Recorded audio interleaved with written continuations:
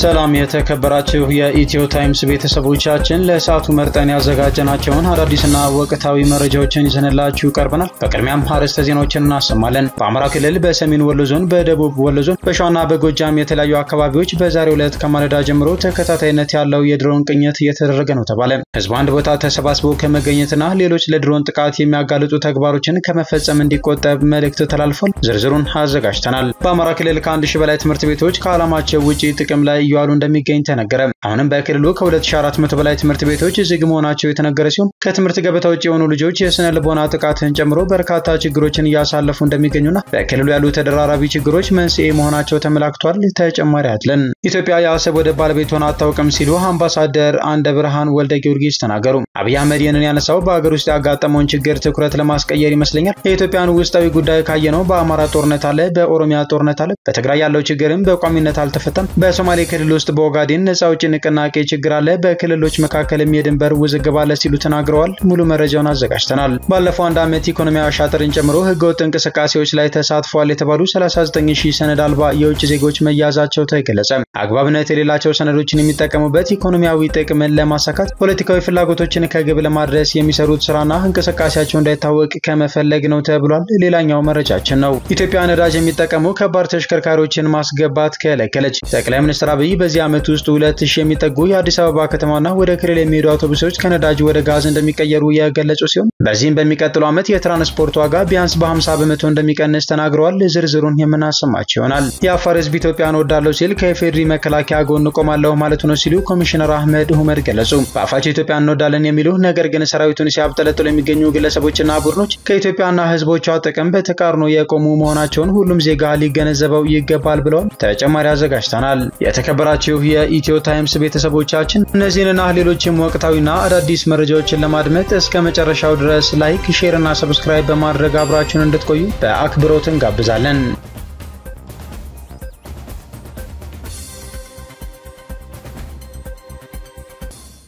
ኢትዮጵያ ነዳጅ የሚጠቀሙ ከባድ ተሽከርካሪዎችን ማስገባት ከለከለች። ጠቅላይ ሚኒስትር አብይ አህመድ ነዳጅ የሚጠቀሙ ከባድ መኪኖችን ከመስከረም 22 ቀን 2018 ጀምሮ ማስገባት መከልከሉን አስታወቁ። ጠቅላይ ሚኒስትሩ በሶማሌ ክልል በአመት 111 ሚሊዮን ሊትር ማምረት የሚችለውን የኦጋዴን ፈሳሽ የተፈጥሮ ጋዝ ፕሮጀክት በትናንትናው ዕለት ሲመረቅ 1.3 ቢሊዮን ሊትር በአመት ያመርታል የተባለውን የፕሮጀክቱን ሁለተኛ ምዕራፍ ግንባታ አስጀምረዋል። ጠቅላይ ሚኒስትሩ በፕሮጀክቱ ማብራሪያ ስነ ስርዓት ላይ ባደረጉት ንግግር ከዚህ ቀደም በአነስተኛ ተሽከርካሪዎች ላይ ተጥሎ የነበረው እግድ በከባድ ተሽከርካሪዎች ላይ መጣሉን ገልጸዋል። ትላልቅ መኪና ወይም ትራክ ወደ ኢትዮጵያ ስታስገቡ የነበራችሁ ዜጎች ከዛሬ ጀምሮ ልክ ትናንሽ መኪኖች ከኤሌክትሪክ ውጪ ማስገባት ታግዶ እንደቆዩ ከዛሬ ጀምሮ ነዳጅ የሚጠቀሙ ማንኛውም ትራክ ወደ ኢትዮጵያ ማስገባት የተከለከለ ነው ብለዋል። ጠቅላይ ሚኒስትር አብይ በአንጻሩ ጋዝ የሚጠቀሙ ከባድ ተሽከርካሪዎችን ለሚያስገቡ ባለሀብቶች ከሆነ ከቀረጥ ነፃን ጨምሮ መንግስታቸው አስተማማኝ ድጋፍ እንደሚያደርግ ተናግረዋል። ጠቅላይ ሚኒስትር አብይ በዚህ ዓመት ውስጥ 2000 የሚጠጉ የአዲስ አበባ ከተማና ወደ ክልል የሚሄዱ አውቶቡሶች ከነዳጅ ወደ ጋዝ እንቀይራለን ብለዋል። ቢበዛ በአንድ ዓመት ጊዜ ውስጥ 2000 የሚጠጉ የአዲስ አበባ ከተማና ወደ ክልል የሚሄዱ ባሶች አሁን ከሚጠቀሙት ነዳጅ ወደ ጋዝ እንቀይራለን ብለዋል። እነዚህ 2000 አውቶቡሶች ሲቀየሩ በሚቀጥለው ዓመት የትራንስፖርት ዋጋ ቢያንስ በ50% እንደሚቀንስም ተናግረዋል። ኢትዮጵያ ከዚህ ቀደም ለግል ጥቅም የሚውሉ ነዳጅ የሚጠቀሙ አውቶሞቢሎችን ወደ ሀገር ውስጥ ማስገባትን አግዳለች። ጠቅላይ ሚኒስትሩ በምረቃቱ ወቅት ባሰሙት ንግግር የፈሳሽ ጋዝ ፕሮጀክቱ ለኃይል ማመንጫና ለክሪፕቶ ማይኒንግ ስራዎች አስፈላጊ የሆኑ ግብዓቶችን ጭምር የሚያቀርብ መሆኑን ጠቁመዋል። ጠቅላይ ሚኒስትር አብይ ፕሮጀክቱ የጋዝ ማምረቻ ብቻ ሳይሆን ለማዳበሪያ ማምረቻ ወሳኝ የሆነውን ግብዓት ያቀርባል ብለዋል። ጠቅላይ ሚኒስትሩ በቅርቡ ከዳንጎቴ ድርጅት ጋር ስምምነት ላይ የተደረሰበትን የዩሪያ ማዳበሪያ ፋብሪካ እንዲሁም የነዳጅ ማጣሪያ ፋብሪካ የግንባታ መሰረተ ድንጋይ ትናንትና መስከረም 22 ቀን 2018 ዓ.ም በሶማሌ ክልል አስቀምጠዋል። በአማራ ክልል ከ1000 በላይ ትምህርት ቤቶች ከዓላማቸው ውጪ ጥቅም ላይ እየዋሉ እንደሚገኝ ተነገረ። በክልል ለ2018 ዓመት እስካሁን ምዝገባ ያከናወኑ ተማሪዎች 3.4 ሚሊዮን ተማሪዎች ብቻ መሆናቸውን የክልሉ ትምህርት ቢሮ አስታውቋል። ይህም ቁጥር ይመዘገባሉ ተብሎ ከታቀደው 46% ብቻ መሆኑን የክልሉ ትምህርት ቢሮ ኃላፊ ዶክተር መንገሻ ፈንታው ተናግረዋል። ቢሮው አሁንም በክልሉ ከ2400 በላይ ትምህርት ቤቶች ዝግ መሆናቸውን የገለጸ ሲሆን ከ1000 በላይ ትምህርት ቤቶች ላልተገባ አገልግሎት ውለዋል ተብሏል። ከትምህርት ገበታ ውጪ የሆኑ ልጆች የስነ ልቦና ጥቃትን ጨምሮ በርካታ ችግሮች ችግሮችን እያሳለፉ እንደሚገኝ የተገለጸ ሲሆን ይህም ከሰሜኑ ጦርነት ጀምሮ አሁናዊ ግጭት፣ ጦርነት በተካሄደባቸውና ዝናብ አጠር በሆኑ አካባቢዎች ድርቅና የምግብ ውስንነት፣ ተፈናቃዮችና ሌሎች በክልሉ ያሉ ተደራራቢ ችግሮች መንስኤ መሆናቸውን ተናግረዋል። በ2016 የትምህርት ዘመን ከ5,600,000 በላይ ተማሪዎች ትምህርታቸውን ሲከታተሉ እንደነበረ ያነሱት ኃላፊው ክልላዊና ሀገር አቀፍ ፈተናዎችን መውሰድ ከቻሉት ውስጥ አብዛኛዎቹ የማለፊያ ውጤት ማምጣት መቻላቸውን አንስተዋል። ይህም ተማሪዎች በግጭት ውስጥ እንኳ ሆነው ለትምህርት ትልቅ ትኩረት መስጠታቸውን የሚያሳይ መሆኑን የገለጹ ሲሆን በመንግስት በኩል በርካታ ስራዎች መሰራታቸውን ገልጸዋል። ከዚህም ውስጥ ክልሉ በቢሊዮን የሚቆጠር በጀት በመመደብ መምህራንን የማብቃትና የማሰልጠን የትምህርት ግብዓቶችን የማሟላትና ባለው ነባራዊ ሁኔታ በስራ ገበታ ላይ ለማይገኙ መምህራን ጭምር ደሞዝ መክፈል መሆኑን ተናግረዋል። ኮሚሽነር አህመድ ሁመድ የአፋር ህዝብ ኢትዮጵያን እወዳለሁ ሲል ከኢፌዴሪ መከላከያ ጎን ቆማለሁ ማለቱ ነው ሲሉ ተናገሩ። የአፋር ህዝብ ኢትዮጵያን እወዳለሁ ሲል ከኢፌዴሪ መከላከያ ሰራዊት ጎን ቆማለሁ ማለቱ እንደሆነ የአፋር ብሔራዊ ክልላዊ መንግስት ሰላምና ጸጥታ ቢሮ ኃላፊ ኮሚሽነር አህመድ አብደላ ገልጸዋል። ኃላፊው ከሰሜን ምስራቅ እዝ ሚዲያ ጋር ባደረጉት ቃለ ምልልስ እናትን ወዶ ልጅን መጥላት እንደማይቻል ሁሉ ኢትዮጵያውያንን ወዶ ጠባቂዋን ሰራዊት መጥላት አይቻልም ያሉ ሲሆን የኢፌዴሪ መከላከያ ሰራዊት በማይተካ አንድ ህይወቱ መስዋዕትነት የኢትዮጵያን ሰላምና የህዝቦቿን ሉዓላዊነት ማስከበር የቻለ የሀገር አለኝታ ተቋም መሆኑን ተናግረዋል። በኢትዮጵያ በልዩ ልዩ ወቅቶችና አካባቢዎች የውስጥ ባንዳዎችና የውጭ ወራሪዎች የሞከሩትን ትንኮሳ በመመከትና የሀገርና የህዝብ ጠላቶችን አሳፍሮ በመመለስ ደማቅ ታሪክ ያለው ሰራዊት መሆኑን የጠቀሱት ኮሚሽነሩ የዚህ ሰራዊት ባለቤቶች በመሆናችን ኩራት ይሰማናል ብለዋል። የኢፌዴሪ መከላከያ በፍጹም ህዝባዊ ባህሪው ጀግንነትና ቁርጠኝነቱ ከሀገር አልፎ የሰላም መደፍረስ ባጋጠማቸው በርካታ የአፍሪካ ሀገራት በመሰማራት ሰላማቸውን ያረጋገጠ የጥቁር ህዝቦች ሁሉ መኩሪያ ሰራዊት መሆኑንም ጠቅሰዋል። ኮሚሽነር አህመድ ሁመድ አያይዘውም በአፋቸው ኢትዮጵያን እንወዳለን የሚሉ ነገር ግን ሰራዊቱን ሲያብጠለጥሉ የሚገኙ ግለሰቦችና ቡድኖች ከኢትዮጵያና ህዝቦቿ ጥቅም በተቃርኖ የቆሙ መሆናቸውን ሁሉም ዜጋ ሊገነዘበው ይገባል ነው ያሉት። በዚህ ወሳኝ ወቅት የአፋር ህዝብና መንግስት በሚችለው ነገር ሁሉ ከኢፌዴሪ መንግስትና መከላከያ ሰራዊታችን ጎን የቆመና በቀጣይ ማጠናክሮ ይቀጥላል ያሉት የቢሮ ኃላፊው ከመቼውም ጊዜ በተለየ መልኩ የክልሉ ህዝብ መንግስትና የጸጥታ ኃይሎች ከመከላከያ ጋር በትብብርና በቅርበት እየሰሩ መሆኑን አረጋግጠዋል። የኢፌዴሪ መከላከያ ሰራዊት የፌዴራልና የክልል ጸጥታ ኃይሎች በሚያከናውኑት የተቀናጀ የጸጥታ ማስከበር ተግባራት በተገኘው ምቹ የሰላም ሁኔታ በክልሉ ዘርፈ ብዙ የልማት እድገቶች እየተመዘገቡ መሆኑንና በዚያው መጠን የህዝቡም ተጠቃሚነት በመረጋገጥ ላይ እንደሚገኝ ኮሚሽነሩ አውስተዋል። የአፋር ክልል ሰላም መረጋገጥ የኢትዮጵያ ልማትና እድገት መሰረት ነው ያሉት ኃላፊው በክልሉ የተረጋገጠውን አስተማማኝ ሰላም አጽንቶ ማስቀጠል በስነ ምግባር የታነጸና በወታደራዊ አቅሙ ከክልል አልፎ ለሀገር ሰላም የሚተርፍ የክልል የጸጥታ ኃይል መገንባት የአዲሱ ዓመት የቢሮው ቁልፍ ተግባር መሆኑን ጠቁመዋል።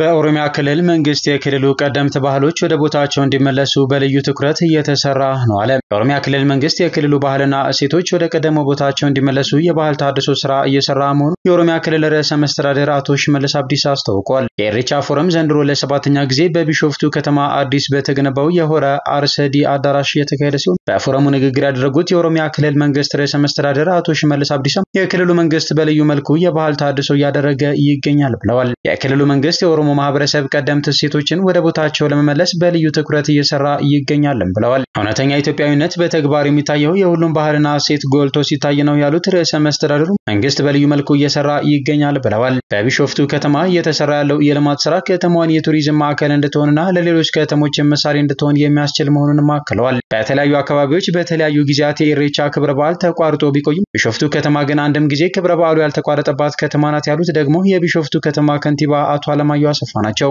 የክልሉ መንግስት በወሰነው ውሳኔ መሰረት ከተማዋ የቱሪዝም ማዕከል እንድትሆን ሰፋፊ ስራ እየተሰራ ይገኛል ብለዋል። ከዚህ በፊት ኢሬቻን ለማክበር ምቹ ያልነበረውን ቦታ በማስተካከል በሆራ አርሰዲ ዙሪያ የልማት ስራዎች እየተሰሩ መሆኑንም ጠቁመዋል። ከዚህም አሁን ላይ የሆራ አርሰዲ ኢሬቻ ክብረ በዓል የሚከበርበት ቦታ ምቹ ሆኖ መዘጋጀቱን ተናግረዋል። የቢሾፍቱ ከተማ በ43000 ስኩዌር ኪሎ ሜትር ላይ የምትገኝ ሲሆን 14 ክፍለ ከተሞች እንዳሏትም ከንቲባው ገልጸዋል።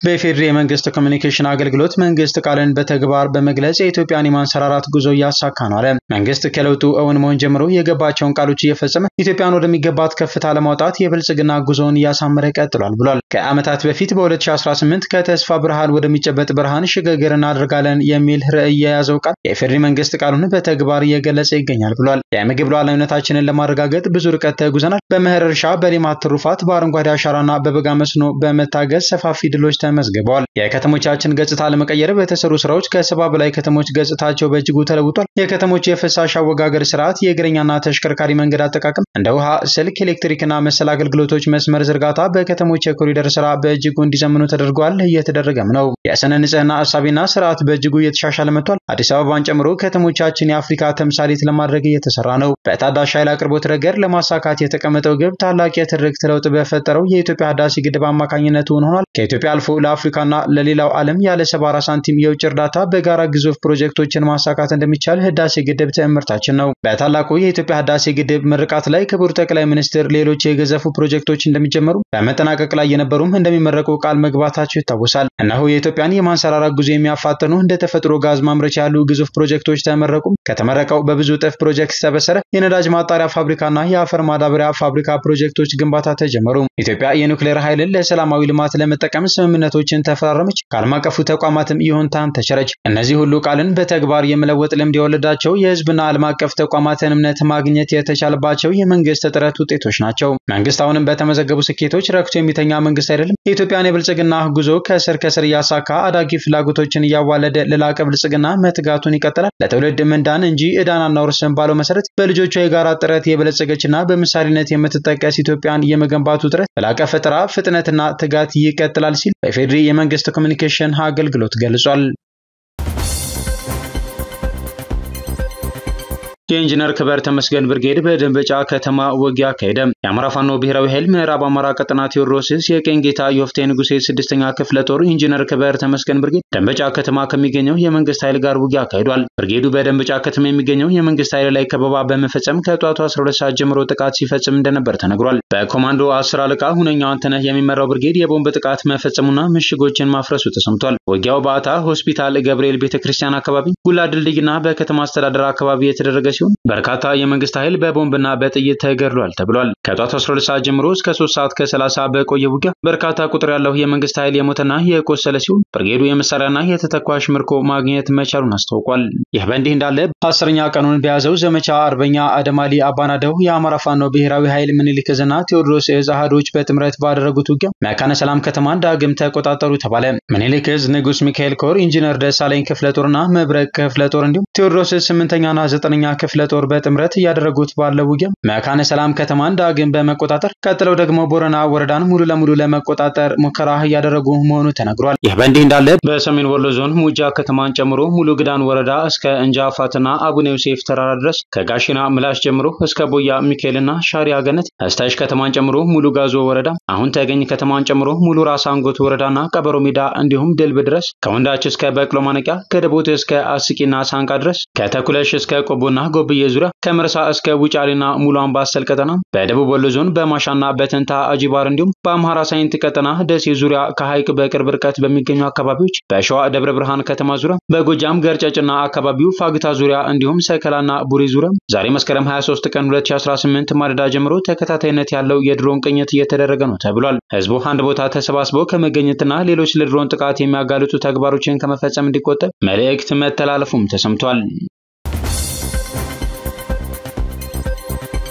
ኢትዮጵያ የአሰብ ወደብ ባለቤት ሆና አታውቅም ሲሉ አምባሳደር አንደ ብርሃን ወልደ ጊዮርጊስ ተናገሩ። የኤርትራ መንግስት የአውሮፓ ህብረትና ሌሎችም ሀገራት አምባሳደር የነበሩት አምባሳደር አንደ ብርሃን በሰጡት ቃለ ምልልስ በኢትዮጵያና በኤርትራ መካከል ጦርነት የሚቀሰቀስ እንደማይመስላቸው አስታውቋል። አምባሳደሩ ዛሬ ባደረጉት ቃለ ምልልስ ሰፋ ባሉ ጉዳዮች ላይ ማብራሪያ እየሰጡ ሲሆን በኤርትራና ኢትዮጵያ መካከል ያለው ግንኙነት የረጅም ጊዜ ጦርነትና የግጭት ታሪክ ያለው መሆኑን ገልጸዋል። ለዚህ ደግሞ ሁለት እርስ በርሳቸው የሚቃረኑ ምክንያቶች እንዳሉ ጠቅሰዋል። አምባሳደሩ ሲያብራሩም አንደኛው ኢትዮጵያ ከአክሱም ስርወ መንግስት አንስቶ ለ3000 ዓመታት በነጻነት የኖረች ሀገር ናት፣ ኤርትራም የኢትዮጵያ አካል ነበረች የሚለው ነው ካሉ በኋላ ይህንን የሚያነሱት በኢትዮጵያ ገዢ መደብ ውስጥ ያሉ አካላት መሆናቸውንና ትክክልም አለመሆኑን ገልጸዋል። ሲቀጥሉም ሁለተኛውና ከኤርትራ በኩል የሚጠቀሰው በክፍለ ዘመኑ መባቻ አካባቢ የነበረው በአዱሊስ ወደብ ስልጣኔ የአክሱም ስርወ መንግስትም የዚህ አካል ነበር የሚለው ነው። ነገር ግን ይህ ስርወ መንግስት ከወደቀ በኋላ መልሶ አላንሰራራም። ከአክሱም መውደቅ በኋላ የተነሱት የኢትዮጵያ መንግስታትን በኤርትራ የባህር ጠረፍ ኖሯቸው አያውቅም ብለዋል። አምባሳደር አንደ ብርሃን ጠቅላይ ሚኒስትር አብይ አሰብ ወደብን በተመለከተ ያነሱትን ታሪክ አስመልክተው ተጠይቀው ሲመልሱ ደግሞ አሰብ የኢትዮጵያ ሆኖ አያውቅም። አሰብ መጀመሪያ ህንድ ወደብ የተገነባው በጣሊያን ቅኝ ግዛት ወቅት ነበር። መጀመሪያ አሰብን የረገጡት ጣሊያኖች ናቸው። የኢትዮጵያም ሆኖ አያውቅም ብለዋል። ሲቀጥሉም ከወደብ በጥቂት ኪሎ ሜትሮች ርቀት ላይ ስላለ መብት አለህ ማለት አይደለም። ይህንን የሚገልጽ ህግም የለም። በሌላ በኩል ወደብ ለኢትዮጵያ የህልውና ጉዳይ ነው ተብሏል። ነገር ግን ኢትዮጵያ ወደብ ሳይኖራት ብዙ ዓመታት ትኖራለች በማለት ተናግረዋል። አምባሳደር አንደ ብርሃን ጨምረውም አብይ አህመድ ይህንን ያነሳው በአገር ውስጥ ያጋጠመውን ችግር ትኩረት ለማስቀየር ይመስለኛል። የኢትዮጵያን ውስጣዊ ጉዳይ ካየነው በአማራ ጦርነት አለ፣ በኦሮሚያ ጦርነት አለ፣ በትግራይ ያለው ችግርም በቋሚነት አልተፈታም። በሶማሌ ክልል ውስጥ በኦጋዴን ነጻ አውጪ ንቅናቄ ችግር አለ። በክልሎች መካከልም የድንበር ውዝግብ አለ ሲሉ ተናግረዋል። አምባሳደሩ በመቀጠልም የአብይ አህመድ መንግስት ኤርትራን ስለመውረር ያነሳው በእነዚህ ሁሉ ቀውሶች መሃል ነው። በእኔ ግምገማ አብይ ከኤርትራ ጋር ጦርነት ከጀመረ የስልጣኑ ማብቂያ ይመስለኛል። ስለዚህም ይህ መንግስት ራሱን የበለጠ ችግር ውስጥ አይከትም። በመሆኑም ከኤርትራ ጋር ጦርነት ውስጥ ይገባል የሚል ግምት የለኝም። ይህንን ጦርነት ለመጀመር የሚያስችል አቅም ያለውም አይመስለኝም ሲሉ በቃለ ምልልሱ ላይ ተናግረዋል። አምባሳደር አንደ ብርሃን በአሁኑ ወቅት የየመን የሰላም ሂደት ዋና አማካሪ ሆነው እየሰሩ ይገኛሉ።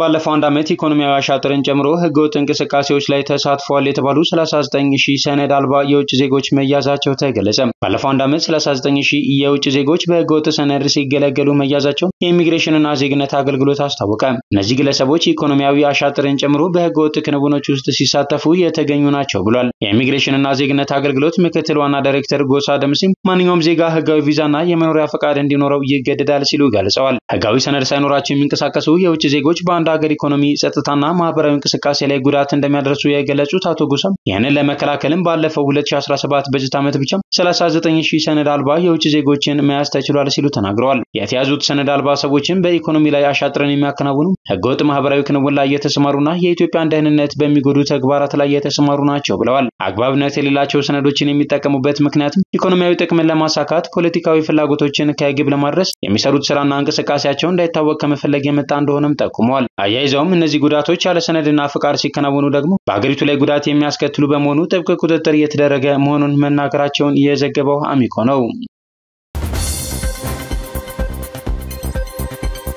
የሁለቱም ምክር ቤቶች የመጨረሻው የሥራ ዘመናቸው የሆነው 5ኛ ዓመት የሥራ ዘመን ሰኞ ይጀምራል። ፕሬዝዳንቱ የ2018 ዓ.ም የመንግስት ዓመታዊ የሥራ ዕቅድ ያቀርባሉ። በህገ መንግስቱ መሰረት የመጨረሻው የስልጣን ዘመናቸው የሆነው 6ኛው የኢፌዴሪ የህዝብ ተወካዮች ምክር ቤትና የፌዴሬሽን ምክር ቤት 5ኛ ዓመት የሥራ ዘመን መክፈቻ ስነ ስርዓት ሰኞ መስከረም 26 ቀን 2018 ይካሄዳል ተባለ። የሥራ ዘመን መክፈቻ ስነ ስርዓቱ ፕሬዝዳንት ታዬ አጽቀሥላሴ በተገኙበት ሰኞ ከቀኑ 8 ሰዓት ጀምሮ እንደሚካሄድ ተገልጿል። በዚሁ መሰረትም ፕሬዝዳንት ታዬ አጽቀሥላሴ ለሁለቱ ምክር ቤቶች ዓመታዊ ስራቸውን እንደጀመሩ በማብሰር የፌዴራል መንግስቱን ዓመታዊ ዕቅድ እንደሚያቀርቡ ከህዝብ ተወካዮች ምክር ቤት የተገኘው መረጃ ያመለክታል። በሁለቱ ምክር ቤቶች የጋራ መክፈቻ ስነ ስርዓት ላይ የተለያዩ ሀገራት አምባሳደሮችና የዓለም አቀፍ ተቋማት ተጠሪዎች፣ የሃይማኖት አባቶች፣ የሀገር ሽማግሌዎችና ታዋቂ ሰዎች፣ የተፎካካሪ ፓርቲ አመራሮችና ሌሎች ጥሪ የተደረገላቸው ተጋባዥ እንግዶች እንደሚገኙ ተመላክቷል። በኢፌዴሪ ህገ መንግስት መሰረት የኢፌዴሪ የህዝብ ተወካዮች ምክር ቤት የአንድ ዓመት የሥራ ጊዜ ከመስከረም ወር የመጨረሻ ሳምንት ሰኞ እስከ ሰኔ 30 ቀን ድረስ መሆኑ ተደንግጓል። እንዲሁም በህገ መንግስቱ የሪፐብሊኩ ፕሬዝዳንት የህዝብ ተወካዮች ምክር ቤትና የፌዴሬሽኑን ምክር ቤት ዓመታዊ የጋራ ስብሰባ እንደሚከፍት ተገልጿል። የግብጽ ሚኒስትሮች ምክር ቤት ሰሞኑን የአባይ ወንዝ ውሃ መጨመሩን አስመልክቶ ውይይት አደረገ።